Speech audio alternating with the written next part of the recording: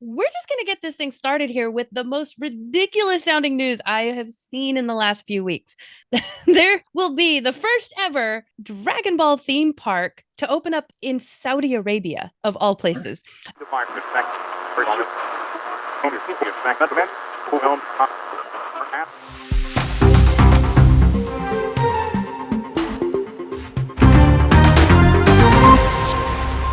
Hey, Internet, welcome to our next episode of Nerd Newz. We are your hosts, Russell and Amber. Maybe it's just me. You tell me, world. I mean, Internet, you're worldwide. Is Saudi Arabia the destination that you go to for theme parks? I just want to know. Yeah, I Is mean, this a loaded question? that's an interesting question. I mean, if it could have happened in China, I mean, they've got some pretty interesting theme parks in China. Believe me, there's some mad theme parks there. Yeah. And they build And whole European cities.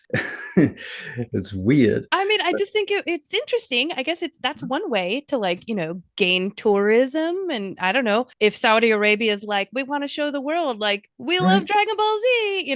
Right. You I think don't, Japan would be the place for a Dragon Ball Z theme park, but you'd think. but maybe But they're just really big fans in Saudi Arabia. They're just really big fans. I want to show you some of these concept images. I cannot envision this. I can't. And then I want to say that when this thing is built, I want to and what is it, like Google World Maps or whatever, updates. I want to see what it looks like when you pull up Saudi Arabia and it's just all like Dragon flat, Ball Z. and then there's this one like theme park in the middle of it. These are the concept images These are for. concept images and they're grainy. I'm sorry, folks. Okay. But You get the idea. imagine, I mean, look at all this water. There's there a Right. boat? There's a boat. There's a There's, like a cruise ship here. I guess the cruise ship pulls in. They get off. They go on the enormous dragon water slide by the looks of it. And Yeah, when they get to the bottom of that, they pop out and they buy packs of Dragon Ball Z cards, I I suppose. guess. I don't and Get their then photos taken with people dressed up in anime costumes. yeah, oh yeah, that's the other thing. I mean, what's the weather like in Saudi Arabia? And then are you gonna be in cosplay? I It's don't know. super fucking hot, is what I hear. That's what I'm thinking. It's like Um 40 Celsius, which you'll have to translate into Fahrenheit, but it's a lot. some of these images I can see. I'm like, oh, this looks kind of like a nice little Zen gardeny Yeah. area, temple. Mm. Though it looks like sunset, warm weather. I don't know. That could be okay. So they're gonna have like the capsule core building. I don't know if you remember that. Oh, what's his face? The turtle. Why I'm a Dragon Ball Z nerd. I should know this guy's name. Master Roshi. That's what his name is. His Right. house. I don't know. I don't recognize this picture. I still get this stuff confused with Pokemon, to be honest with you. I don't know the difference between them. I always thought it was weird because when Dragon Ball Z came out for me, I was in my 20s and it was this whole new style of cartoon that I'd never seen before. And I thought it was fucking terrible. Because, Really? yeah, I mean, it would have the story was like almost zilch. And there would be characters like, it'd be like, I am going to kill you. I'm going to kill you first. I'm going to kill you first. All these flying backgrounds that were just blurry lines most of the time, and people telling each other they were going to beat it. I don't Yeah, know. and they told each other they were going to beat each other up for about 5 episodes before they finally got to it. Right. And by the way, Naruto was the same. when me and my group of friends were religiously into this was Yeah. back in the day when you had to go to Suncoast Video and you had to put a pre-order for the 2 VHS tapes that were going to come out a month or two in advance, right? And how many episodes do you get? Like 6 episodes? So we would wait in line at the video store for the release to drop. We'd get the 2 videos and then we'd set up like our own little watch party, and everyone would come over and we'd blast through those 2 videos, and then we'd wait for the next 2-3 months for the next 2 videos, folks. Wow. Before the Wow. days of streaming. But yeah, there's this other picture. I just think it's really interesting. Like, it looks like they're going to go for Disneyland level fireworks with like a dragon. I don't know what they're going to do. Shinron. I don't know how they're going to do this, to be honest. That was the WTF news that I thought we should start off with. WTF? So should be a segment. there's no release date. They have not commenced construction on the project as far as I know. But Right. I mean, there could be a trip to Saudi Arabia in my future because I love Dragon Ball Z that much. Wow. Wow. Well, good luck. Good Thank luck with you. that. I've been waiting for the D&D theme park since I was like 10. Yeah. So, I feel like if there was any theme park that should be made, right, now's the time for that to start happening. right. Yeah. To be fair, I think theme parks generally are quite strange. Really? Yeah, kind of Why? weird and creepy. And why? I don't know. Have you ever been to India? There's like people starving on the street, but we should Oh, build theme parks. I see. That makes sense when you look at it that way. Yes. So, next big news, folks, in our last show, we talked a lot about the 50th anniversary of D&D, the 50th birthday of D&D. The last few weeks, there have been some major conventions. We had Founders and Legends, which is hosted by Gary Gygax and I mean, not Gary Gygax, Luke Gygax. Yeah. And Gary Con. They were back-to-back weekends. So, and they were also in very close locations. So many people actually made this a 10-day event for them where they went to Founders and Legends and then had like a couple days off and then Gary Con. So it was a huge event. Did you get to these things? Huh? Did you get to these things? How do you get to these things? No. Did you get to them? Oh, no, I would have loved to, but yeah, I'm traveling to Wisconsin. Also, it wasn't really about that. Unfortunately, I love my son, and he was performing in Disneyland for a school band thing. Another theme park. Another theme park. And since I love my son, I had to go.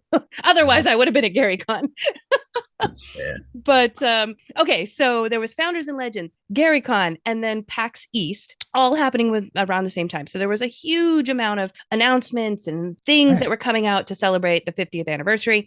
The first thing that we heard about was the launch of pre-orders for a platinum edition of Vecna Eve of Ruin. All right. Now, if you look at this thing, this pack, oh my gosh, here it is. Okay, $509 for this thing. 509. However, I mean, it's pretty cool. It's pretty cool. So you get the full module, digital version of the module. You get 3 Beetle and Grimm's bonus encounters, 48 half-page art pieces, additional DM player aids, 17 secret cards. I'm not sure what the cards are for other than like, are they item cards, like magic items? And then it's all in like a faux leather. For that price, it should be real leather. Faux leather, foil stamp, foam line, storage box. It also comes with 18 WizKids minis that are like Vecna and Tasha and all like the big hitters. Right. There's 16 battle maps, posters, area maps, in-world handouts. I mean, it's a whole thing. Oh, and it also comes with these cool little like coins, Talon coin, soul coin, a temporary tattoo of like the Eye of Vecna. I mean, there's just a bunch of stuff. It's like this big treasure chest. So I don't know, for $500, I mean, it's kind of cool. It's a lot of money though. Wow, yeah. And that's American dollars. So from my point of view, that's probably like $800. Yeah. I mean, it's an investment for sure. You really got to want that thing.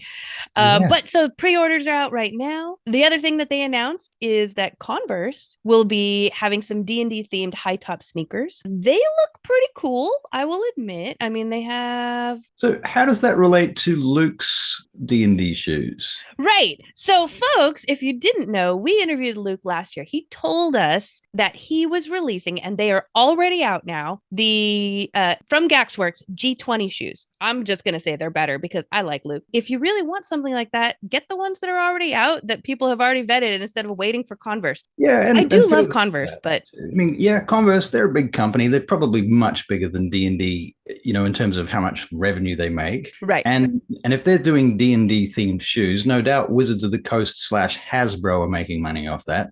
And we all know they're a bunch of wankers. Yes. So don't buy their shoes. Yeah. Buy Luke's shoes. Yeah. And so if I haven't already, I will be putting up pictures here so you can see the G20 shoes because you're going to love them. Okay. next announcement from all these conventions is that the Lego Group is taking the tabletop game to brick form, which a lot of people I know have already started using Legos to like build their battle maps, build their minis and things like that. It just kind of goes hand in hand. So I'm surprised it hasn't happened until now, but in April they will be releasing the Dungeons and Dragons Red Dragon's Tail set, and you get to build out this entire like setting, which I have a is it like a dragon's lair or something? It looks kind of like a section of a castle, and you can kind of see a tavern, and then there's like a red dragon. You've got some like trees and some extra like, you know, floof for the setting. It also looks like there's like a little Lego Beholder mini in there.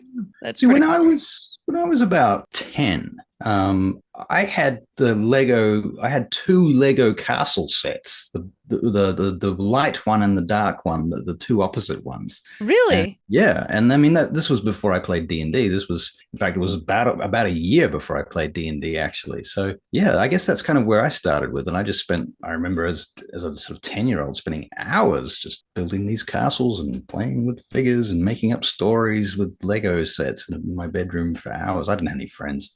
Yeah. I loved Legos. I mean, even if I had friends, I loved Legos. Right. I'd ignore my friends and play Legos. Right. Exactly. Yeah. And then just some of the other minor announcements from all these conventions is that I may pronounce this name wrong. Rain Spooner launched a line of Aloha shirts commemorating D&D's 50th anniversary. Now, I know you can find Aloha D&D shirts, like Hawaiian shirts, pretty much on Amazon or anywhere else, but these are specifically for the 50th anniversary. So if that's something you want to commemorate, I mean, you probably will start seeing them around a lot of other conventions in the future. Right. Serious Dice brought back Essarak. I say Asarak. That's how I say it, but then I'm a Kiwi and I say shit weird. So anyway, bringing back these treasure packs, which are super cool. Again, I go back to like the collector in me. When you have a little pack and it's like random shit that you don't know what's going to be in there, but you know it's going to be a set of dice, but you don't know what the dice is going to look like. Right. There's going to be coins in there, but you don't know what the coins are going to look like. You might get a dice bag. You might get like little odd, you know, bits and bobbles, and I love it. So that's really cool. And then WizKids, they're launching I could speak English, pre-painted minis specifically for the 50th anniversary. And they include, it looks like it's got like a Drider. Yeah, there's some of these iconic, it looks like I can see a Gith. I can see what looks like a Lich. There's just some iconic figures in there, all pre-painted, which is amazing because I don't like to paint. I have no time to paint. I don't have the patience. You build sets. I do. But you don't have time to paint minis. I don't. I think that's weird to me. It's just really, you know what it is like the detail. It's like when I'm making terrain, I can just take paint and go and it like wide strokes. When you're with minis, it's like I have to be so careful and don't shake, and I can't. That's a whole other thing, isn't it? Yeah. All right, so folks, that's just to sum up some of the major announcements from all these conventions that just happened. And then coming up soon is Magic the Gathering. Okay, I used to play Magic the Gathering. Did you play? Have we talked about I never got into any of the card games, actually. I tried to get into Jihad, and even that was too complex for me. I was just like, no, I want to play a role-playing game. Yeah, there's not really a lot of role-playing when it comes to Magic the Gathering. It is all tactics and cards. And maybe little... Yeah, I mean, you can buy the Ravinica book now for D&D, but that's Magic the Gathering, isn't it? I think so. I don't know. Magic. How can you not know these things? But I was never into Magic. I played Magic. I never got it. Let me rephrase, because I had all my Magic the Gathering cards. I think we had this conversation, but they were sitting forever because I never played them. So Magic the Gathering, they are now going to be releasing in April a Western themed set called Outlaws of Thunder Junction, which I guess I find it a little bit interesting because Magic the Gathering, for as long as I can remember, has just been strictly like fantasy based, you know, the fantasy medieval based, and maybe some kind of like sci-fi here and there, kind of sorta, you know, just like the way Spelljammer is, you know. But this is the first time I think I've heard, and correct me if I'm wrong, folks, this is the first time I've heard that they're doing something kind of away from fantasy. It's like Western meets fantasy. Okay. It's just interesting, you know. So now there's going to be guns, and some of the artwork looks really cool. Just thought I'd share that, folks.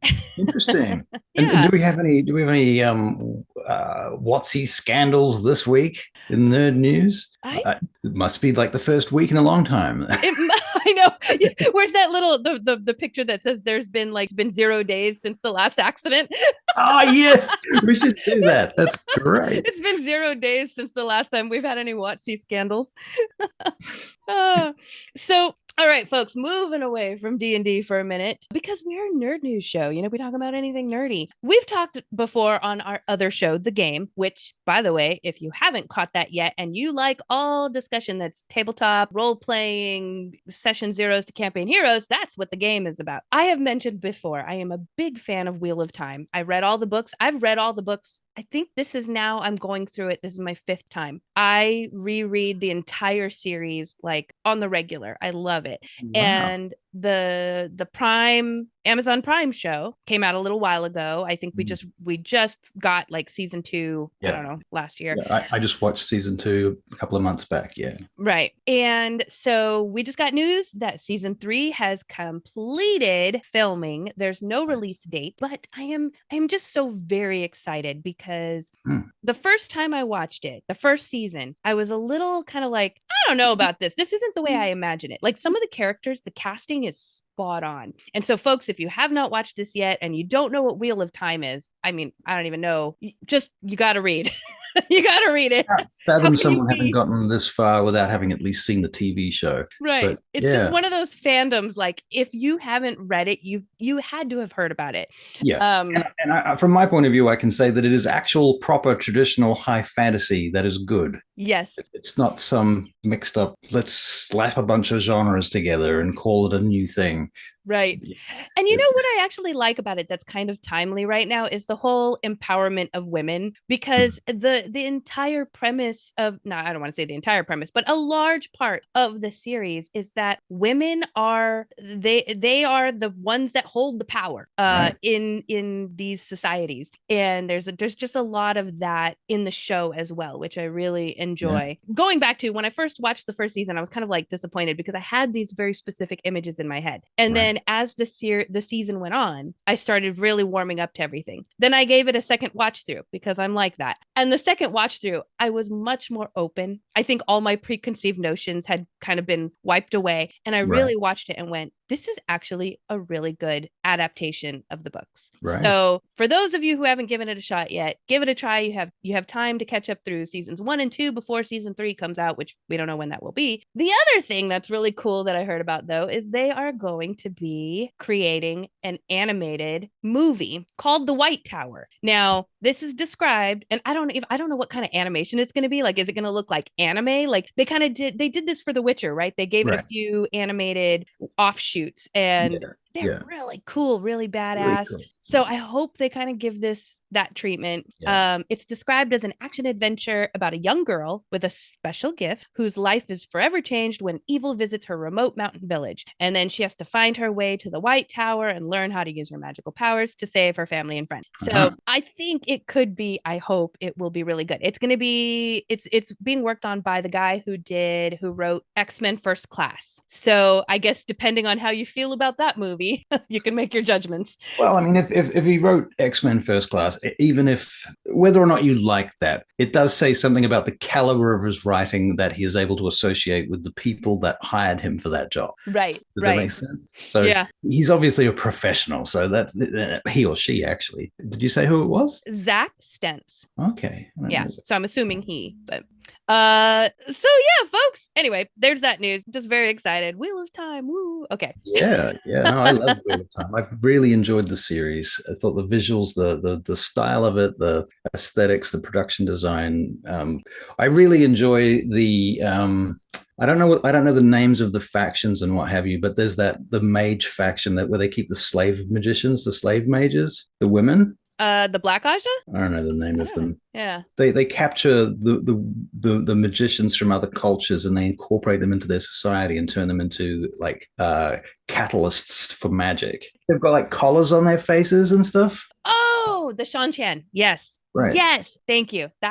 You're right. They are slaves. I don't know why my brain did not. Anyway, you're right. That is actually a really it was such a cool like world building thing that he did with that. That Just was really I mean, good. because essentially the magic for women is the same throughout the world, but depending on where you are regionally and culturally, they interpret this magic in many different ways, and they use it in different ways. It could be something that decides what social class you're in. It's so Right. crazy. What I really like about the series, because it's so different from other series, is that when you see in any fantasy series people using magic, it's always like pew pew with your hands, and magic just automatically happens. Mm. But in this world, I mean, these women have to pull like magical strands out of the air and Right. weave them to create something, and it takes time. And Right. so that's the whole point, is that these women need what they call a warder, or like a guardian, to basically battle around them while they are doing this magic, which takes minutes. It's not instantaneous magic. They have to Right. weave these things together. So And they it's work such a together cool too aspect. sometimes too, don't they? Yeah, yeah, They don't always cast alone. Like sometimes they're working together and feeding magic into the same. yeah, yeah. I would love It's to see mechanics for that in D&D where Wouldn't you that be so cool? together to do stuff, share spell slots and spell levels, and cast bigger spells, upcast stuff when you work together. I don't know. I might Yeah, create my own rules. you should. Mm. Next other Next, TV thing for your eyes coming up. If you're a Doctor Who fan, you've probably seen the trailer drop for the new season. I am actually really curious how excited you are for this or not. It's kind of one of these things for me, when Doctor Who came back out, and then we had David Tennant, and that was, I think, like the high of the new seasons of Doctor Who. And then we had Matt Smith, and everybody loved him, but in a different way. And then we had Peter Capaldi, and he was great, but he was he's my favorite grumpy. doctor, actually. That's my husband's favorite doctor as well. I do love him. So of those three, David Tennant, Matt Smith, Peter Capaldi, I love them all equally, but for very different reasons. Because it's Right, like it's comparing an apple and orange to a cherry, right? right, right. But then we got, and I'm really sorry, this is poor representation on my part, but I can't remember her name. The gal who was the female doctor for the last 3 years. I should know this, and I could look it up. She was great. She was fine. The story, I don't know what it was. I want to be supportive as a woman and be like, yeah, female doctors. I know what was wrong with it. I've What? analyzed this. Have Okay. you? Yeah, I've analyzed this. I've Let's thought talk about about it. this. I think she was a great actress. I've seen other things that she was in because I tracked them down just to watch them because I knew that she was going to be in it and I wanted to know what she was like. This is before it came out. And then when it came out, I was like, yeah, she's a good doctor. But the problem for me was that they had like 5 companions. Oh my gosh, yes, so many companions. I was like, they just diluted everything because they're trying to fit everybody in there. I mean, I know we're doing the whole representation thing, but you've got a female doctor. You don't have to represent every fucking body else as well at the same time. Right. You're just diluting it. Make different things about different people. Okay, that's cool. And then make them deep and interesting. But trying to just slam everybody into one thing and then turn that into something just kind of made it into a bit of a train wreck. I think you really hit it on the head. That you're right. Now that I think back, because me and my husband rewatched those 3 seasons specifically. I'm holding up 2 fingers, even though that was 3 seasons, because even after we'd already watched it, we kind of sat there and went, I don't remember anything that happened. Like there was just so much of so much. It was just like what? And yeah, we don't remember like disliking it. It was just there was a lot to remember. So we went and rewatched it, and after 2 watch throughs, still can't remember all that really happened. Right. So It was too vague and too sort of diluted and mixed up, in my opinion. Yeah. I don't know. I hope that does explain it. So then, from transitioning from her to the next doctor, which is now our first Black doctor, I am excited about that. We're going back to a male doctor, or at least he looks male. I don't know if he identifies as male. It's one of those things we have to wait and see, what happens in the seasons. It's but just the doctor. Yeah, he's the doctor. But in between that, they sandwiched in David Tennant again, which was great to see. And I think it got people excited again, like to catch up and watch. And then now we're introduced to this new doctor. And so far I'm intrigued. I like this guy. I feel like we're going, like, Peter Capaldi was like a really serious, grumpy doctor, even though like I loved him. And then we had this kind of 3 years of this female doctor, which, like I said, is kind of I don't know, vanilla all the way through. Yeah. So It wasn't dark. It wasn't particularly. It seemed a little bit more kids oriented, weirdly enough, but Yeah. Well, and I think that's due to her. That was her kind of personality type, was this, young, naive. I don't know. a little bit But innocent and motherly. yeah. Right. And so now we've got this guy. We're going back to the quirky, which I think maybe like those of us who love David Tennant are probably longing for. So Right. I can't wait to report more on what happens. Who was your first Doctor? My first Doctor was the guy before David Tennant. We actually have not gone back to watch the older The older seasons. ones. Yeah. Right. It's on our list of things to do, but with my husband being a shift worker, it's like then Right. all the new stuff comes out and we got to keep catching up with that. So someday. Yeah, I started with Tom Baker. Yeah. So what Doctor is that? What number Doctor? God knows. He was like 12 or something. I don't know. But it was the mid 80s. Okay. So I don't remember. I was 5 or something, or maybe not even 5. Yeah. That came out. Wow. So anyway, folks, it's going to be coming out on May 10th on Disney Plus, that's kind of nice. I think that it's on Disney. I don't know, just BBC isn't always easy for us to get out here. Maybe it is for you, but yeah, we get BBC, but yeah. So it's on Disney Plus, which makes it easier for us to get. Now, Russell, you had some things you wanted to talk about with regards to AI and VTTs and stuff. Yeah, I mean, I've got a few. I was going to do a little announcement that covers a few things. And I'll just go through the stuff quite fast. So first of all, there's a sort of low level, this is what's coming up in role-playing game Kickstarters and what have you. So we've got Shin Megami Tensei, the role-playing game, is a Tokyo conception by Lion Wing Publishing, is bringing this game to Western audiences, offering an immersive experience in the world of Shin Megami Tensei 3 Nocturne. Free League Publishing is releasing some new titles: Mutant Year Zero, Zone Wars, The Electric State. These are all role-playing games expansions for the Alien RPG and the One Ring RPG. Steve Jackson, if you remember Steve Jackson from the 80s, they're doing a lineup of expansions for Munchkin, a new 2-player set for Car Wars. I remember Car Wars. I played that once.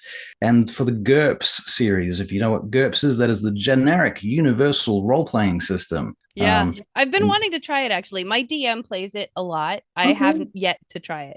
Yeah, okay. So the Marvel Multiverse role-playing game X-Men expansion is coming later in 24. Diablo.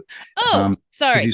I am going to cut you off real quick. You mentioned X-Men. Okay. Yeah. This has probably been out for a couple weeks now, but have you seen on Disney Plus X-Men 97 is out? No, okay. No. I can't talk too much about it, so I'll make this very quick. However, if you are a fan of the older X-Men animated series, there is a new animated series on Disney Plus. And from what I understand, it looks and feels like the old animated series, and it picks up exactly where the old series left off. Like literally very next episode, it picks up exactly where they left off. Only problem is they don't give you a recap. So if you don't remember what happened, you can at least go to Disney Plus and watch all the older X-Men episodes, which is what we're doing right now. Wow. So FYI, if you love X-Men, that's on Disney Plus, and then you can go play the RPG that's coming out. Right. Okay. So last but not least, Diablo, not quite last, role-playing game adaptation of the iconic video game that brings the dark and intense world of Diablo to tabletop gaming, offering a blend of action, combat, and narrative depth. Burger Punk. Burger Punk sounds awesome. Just going to say that again because I like saying it. Burger Punk, a unique tabletop role-playing game that combines post-apocalyptic sci-fi 80s action flicks and fast food marketing in a quirky and engaging setting. Of all the ones you listed, that's the one I would want to try, just by the name and the description alone. So we're going to talk about Daggerheart a little bit later, right? Yes, we are. So you got some stuff about that. Yeah. And I guess last but not least, I suppose, AI in tabletop role-playing games. So there is some new stuff coming out in there. Let me just find my notes on that. Where did it say? Okay, so AI is increasingly becoming a pivotal element in the realm of tabletop role-playing games, as you all know, enhancing the storytelling experience and game management. Flame AI, developed in collaboration with IBM Watson. I don't know if that's a division of IBM or if that's their new name or something. They aim to reduce game preparation time significantly, offering up to 75% time savings for game masters. This AI-powered web app allows for richer gaming experiences with automated game elements like world building, character creation, session management. And the integration of AI tabletops is also sparking discussion about the ethics of future game design. The Zone, a new tabletop role-playing game, initially considered using AI-generated art, but ultimately decided against it, reflecting on the broader debate within the creative community about the use of AI art and its implications for originality and copyright. Moreover, platforms like DICE and Data are advocating for the use of AI tools like ChatGPT to enhance tabletop role-playing games, suggesting that AI can serve as a creative ally for game masters, enriching the narrative and blah-de-blah-blah. They also emphasize the need for a thoughtful approach to integrating AI, ensuring that it enhances rather than detracts from the human elements of storytelling. And there are some updates for a couple of virtual tabletops if anyone's interested. Quest Portal VTT, but actually they have some new AI stuff too. Their AI notes feature aids in home brewing, helping creators to design worlds, adventures, and characters. Yada yada. Yeah. So those are the main things I was going to talk about. Dungeons and Dragons is still working on their official VTT, which is in alpha at the moment. Alchemy RPG is a new VTT focused on immersion, art, and ambience. They've made waves with a Kickstarter campaign. They offer a license that supports various game systems and collaborations with publishers like Free League Publishing, Paizo, who of course you know from Pathfinder, and Chaosium to create enhanced versions of popular titles. Foundry, another tabletop VTT, has introduced some new features, including the ability to create item containers for better inventory management and requested roles that allow DMs to ask players for specific checks. They've got new rule tips, expanded automation for role outcomes. And who is this? Roll20. So a lot of us use Roll20. Their platform has announced its most significant update in a decade, called Jumpgate. Wow. This update aims to modernize Roll20 with a faster, more proficient and performant platform featuring a modern interface built on the latest web technology. Pro users will get a chance to playtest Jumpgate in the first quarter of 2024. So I'm looking forward to that because I use Roll20, even though it's not the greatest VTT around, it is free. Right. Yeah. I'm actually getting ready to start using Tabletop Simulator. I'm hoping to jump into that this week. And I also have Dungeon Alchemist, I believe. Oh yeah. I haven't tried either of those. Are they good? I really enjoy Dungeon Alchemist. However, what I love about Tabletop Simulator that I've experienced when we did our Dungeon Studios game is that you can make like a large world map in a sense on the table as opposed to just the area that you're going to be battling in. It's so cool. Our DM Tim, he actually recreated like the Wild Beyond Witchlight, like the whole like world map on a table. It was so cool. Right. Wow. Yeah. So when you say on a table, you mean on the virtual tabletop? The virtual table, like it actually looks like a table. So that's what's really cool. You can zoom out and you can actually see the table. You can zoom in. You can flip the table when you're done because you're pissed off and all the pieces go everywhere. Like it's a lot of fun. That's hilarious. So now you mentioned Daggerheart. What's going on with Daggerheart? Well, here's the thing. So because I love my son and I went to Disneyland, I have not yet. I know I should. Disneyland was awesome, by the way, folks. If you haven't gone to Disneyland, go. So I have not yet watched Critical Role's live play of Daggerheart. However, they also have put out like a Daggerheart 101 video that you can watch on YouTube on how to play it. They did a character creation for Daggerheart, which you can also watch. Combat too, I think, didn't they? Well, yeah, they basically have a few different things that you can go out there and watch to kind of learn how to play Daggerheart. It's in beta testing right now. Yeah. And so I'm very interested to get into this. Now, before we get too deep into this, I want to mention I went to Daggerheart's website, and the number one thing that drew my attention, which which I think we should capitalize on, Mr. DM, professional DM, sir, is that we can live stream Daggerheart, and it's okay. It is per community gaming license. Like, they are allowing us to use their system to video and stream it, all of that. So good marketing trick, that one. Yeah, and since it's a hot commodity and everybody's probably going to be doing it, if that's something you're interested in, we could maybe do it. Yeah. So anyway, what's really cool that I've read about this, some of the things that differentiate it, is that it is a 2d12 system, and each d12, there's one that's called hope and one that's called fear, and they kind of play off of each other when you roll them. If you roll the same number on both of them, I believe, if I understand correctly, that is their version of a critical. I don't know what a nat 1 would be in this system. I didn't hear anything about that, but if you roll 2 d12s and you get the same number, that's like a critical. Right. Trying to think, there was a lot of they use cards instead of classes, exactly. So you put together a character based on a bunch of cards that are like, it's like when you go into your character sheet on D&D Beyond or what have you, when you're adding like class traits, and they're like, there's a description of this one class trait, right? So you're sort of adding your character piecemeal from the feeling I have from it. It's kind of like a little what's the word, like a montage of of traits. Yeah, they do use cards to as part of the character creation, so that's interesting, that's different. What else did I notice? It is also still a game for like 4 to 6 players, which is the ideal number size for a regular, D&D game. So you don't want to go crazy and have like 12 players here. Other than that, I'm just waiting to watch the playthrough and see what it was like, and maybe we'll report more on it. But indeed, and maybe we'll play it on our channels, one of our shows.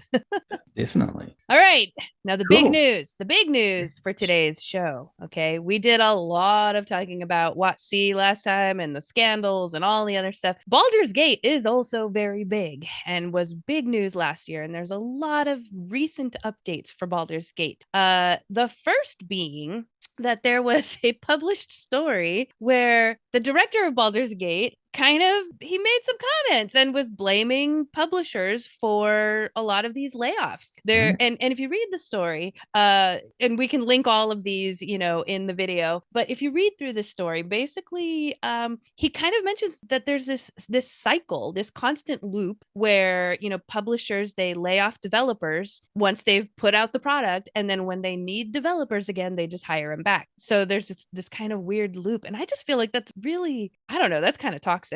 I think. Well, I mean, as a creator, I totally get that, and I agree. It is. I mean, having worked in the film industry, where it's exactly the same, right? Is it? You're either working on a movie, or you're not. You're fucking poor. Yeah.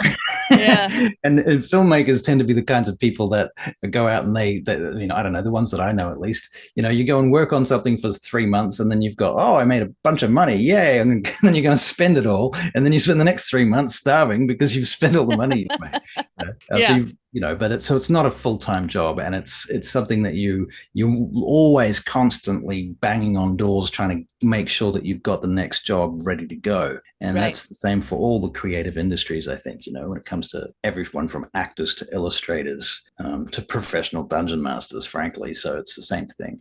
But and you're talking about with companies, though, and there are companies, big studios that have permanent staff, but they always have that whole rising and falling of their sort of extra, especially production crew. Right. People, It just feels like, and maybe this is my naivety with this line of business, but why aren't they, do they not just hire these developers or these, the artists or the people as contractors so that you have like a specified time and then you're going to be gone, as opposed to hiring them as an employee and then letting them go? It's like, wouldn't that be the same thing?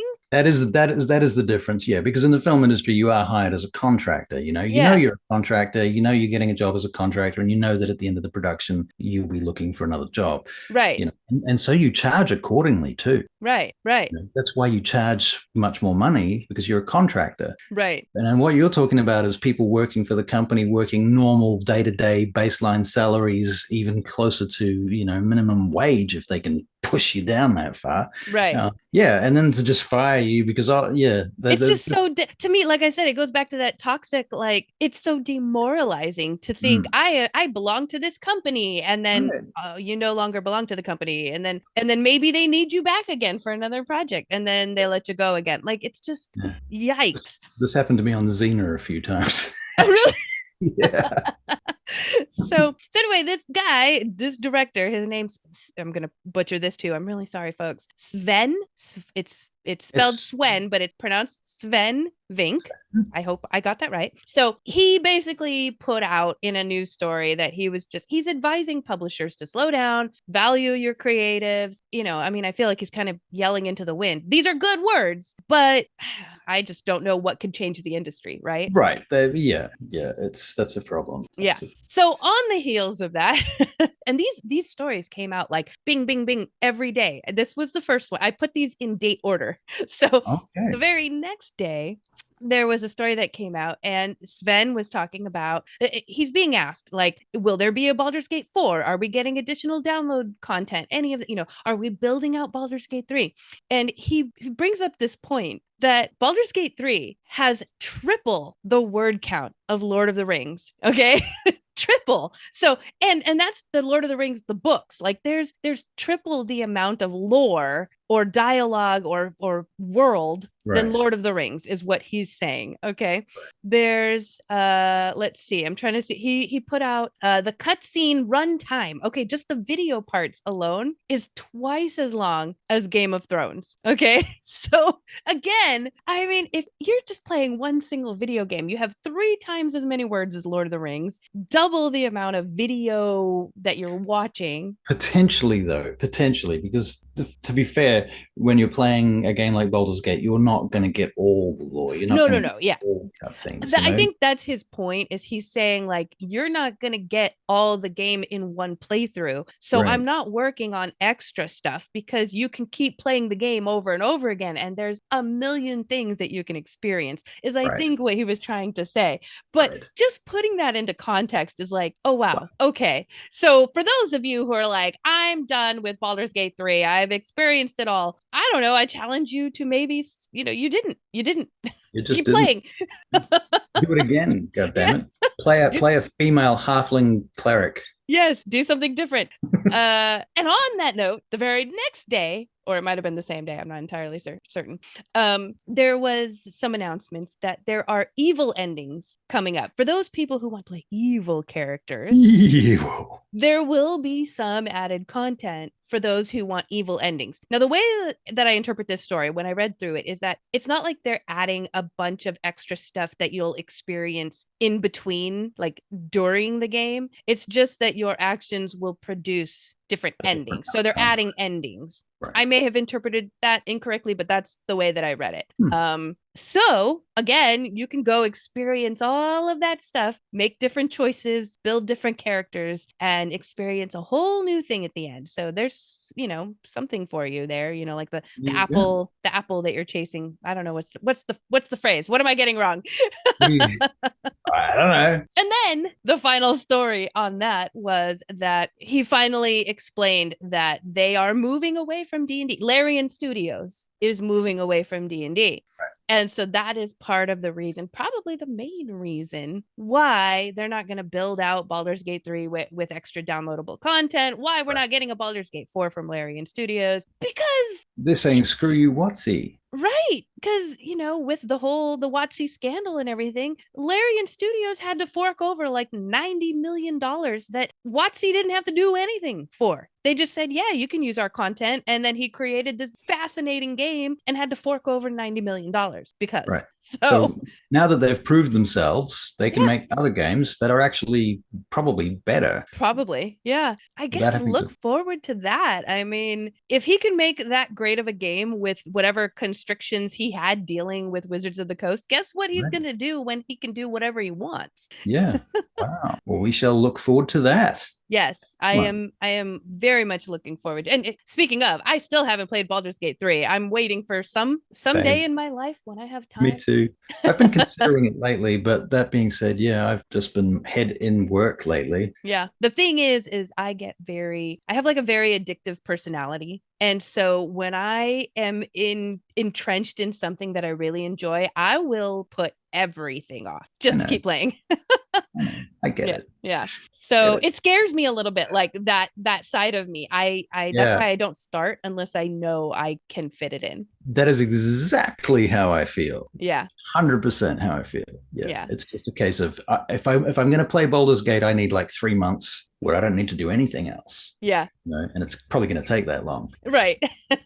I do want to touch on something that is very exciting news for us here at Dungeon Studios. If you have not seen, and I will link up here somewhere in the blah blah, on our other show, The Game, we did our season 2 opener episode, which was an interview with Andrew Ashby. Now, if you don't know who Andrew Ashby is, think back to last year. It was probably about this time. You might have heard that there was the largest D&D game ever played, and they made it into the Guinness World Book of Records. All right. Now, yeah, and I think it was 1,200 players. Why are you face palming? What's happening?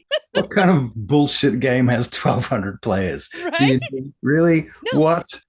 so apparently What? it was like a large scale battle. They were battling against Vecna, and each table had their own job for this large scale battle. So like this table could be in charge of like Take out the cavalry. take out the cavalry. This one find an underground hatch. This one is gonna do get over the walls. And so there this large scale battle. We reported on it last year. It was one of these episodes of the game, which I can also blah blah here up here. However, we were able to actually get a hold of Andrew, have a one-on-one interview with him, because they're going to do it again this year. They're going to do it on May 3rd and May 4th in Provo, Utah. They took over an entire mall last year and they're about to do it again. Imagine, a mall is the best place to have that many people. Right.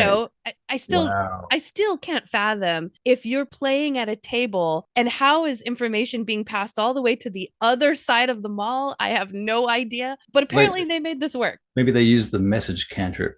Yeah. Watch that interview with Andrew Ashby. And then I want to let you all know that they have invited us, Andrew Ashby and We Geek Together. They have invited us at Dungeon Studios to participate in this world record breaking game. This year, they're going to have 3,000 people, or at least that's what they're trying for. So, and instead of having one game on one day, it is 2 games in 2 days. And one day is going to be like the light side, and the other day is going to be the dark side. So you get to choose, or you could play both days and be like completely insane. But so they've invited. Many people will. I'm sure. I mean, that's what I would do. That is exactly what I would do. However, I can't play because we at Dungeon Studios are going to be there reporting on the whole thing. We're going to have our own little newsstand set up for Nerd Newz. We're going to be there. So if you're going to be there, come find us, because what we want to do is we want to not only cover what's happening throughout the entire mall, throughout the entire game, but for those of you who are playing, whether or not you have a break in the game, whether or not you died or what have you, we want to interview you and talk to you about your experience playing the game and being a part of this huge event.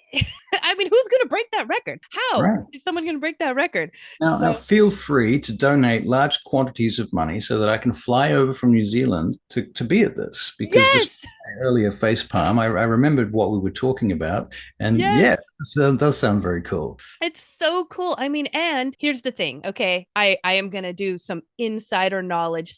I'm putting some goodwill out into the universe, right? You know, Brandon Sanderson, who is the author who finished The Wheel of Time, who has also written the Stormlight Archive. He's a humongous author. He lives in the Utah area. And they, at We Geek Together, they have connections with Brandon Sanderson's team. They actually had this whole author event like maybe a month or 2 back at We Geek Together, and Brandon Sanderson's team came. So my hope is that we'll be there and Brandon Sanderson might just pop in to say hi, because he's a big D&D nerd and he's local and he has connections to We Geek Together. There's a connection there. He might be there and I might meet him, and he's like my author hero. Wow. So anyway, insider knowledge. He might be there. I And also know. Oh, go ahead. on the note of author heroes, I just want to point out something. One of my personal author heroes is Margaret Wise from Dragonlance, the Really?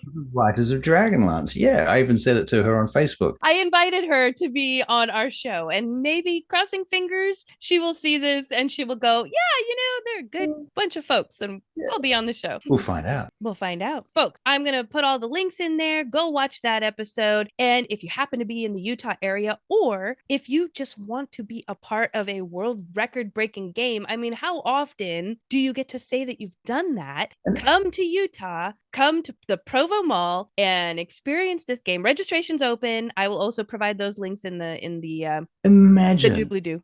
how many players you would meet. Yes. Imagine how your contacts would just explode. Yes. You would suddenly know hundreds of D&D players. From what I understand from Andrew, he has also been reaching out to a bunch. Okay, sorry. I'm nerding out, which is why my brain is like stroking. Before he started his company, We Geek Together, before they had their shop in the mall, before he did Dead Wars, which is this record-breaking game, they were a vendor at Evermore Park, which is also in Utah. And if you haven't heard of Evermore, it is like a Renaissance fair 24/7. It is its own park that is like a Renaissance fair, and it's open year round. Third theme park mentioned tonight. I know. It's like that's our theme of the episode is theme parks.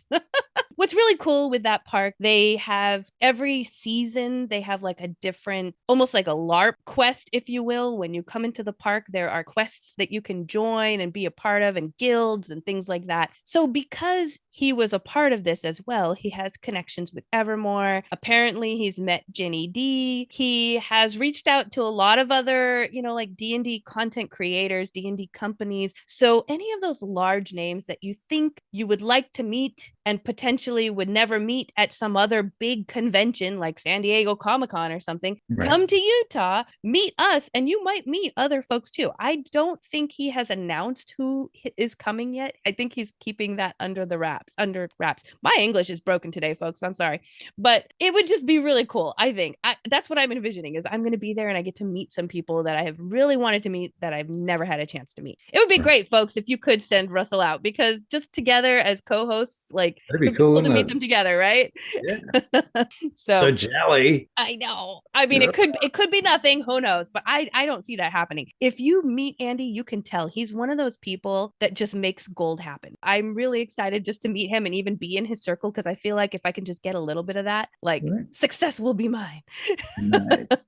So, all right, folks, we're going to go ahead and wrap up this episode. Hope you enjoyed Nerd News. It's good night from me, and it's good night from him, and it's good night from us. Good night from her and me, and yes. Yes. Yeah, all right. Next time on Nerd News, we'll cover whatever the news is then. Good night. And now the weather. And the weather.